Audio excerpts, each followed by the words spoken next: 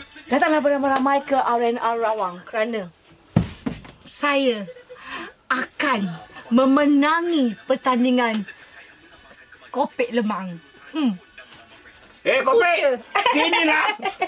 Siapa? Kau nak tahu siapa yang kuat makan? Ini siapa yang pandai makan lemang. Siapa berani? Mari kita challenge. Siapa pandai lemang? Siapa yang boleh menang Kopek Lemang? Kopek. Kalau nak tahu, boleh tengok. Nama nampak? Ini bukan kopek, ini kopak. Halo. Itu durian tu. Apa? Lemang dia pakai buluh. Itu durian.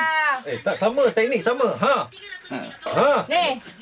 Senangnya kalau kita nak bagi dia kalah. Kita duduk.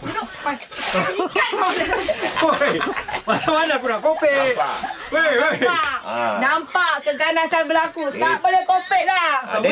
Jangan lupa pukul 3. Jangan lupa pukul 3 sampai pukul 4 petang. Kita ada kat Rawang lah RNR tu. 10 kali cakap dah. 10 kali cakap. Kat mana? RNR lah. RNR mana? Rawang. R kan Rawang? RNR Rawang arah ke Selatan. mana? Selatan. Mana pula? Sini. Timur, barat, sana. 3 sampai 4 petang.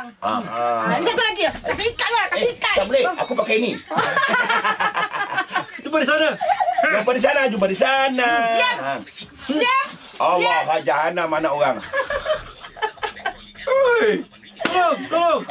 Sorry, Chris tak dapat tanah. Kerana dia injured. Jadi pemenangnya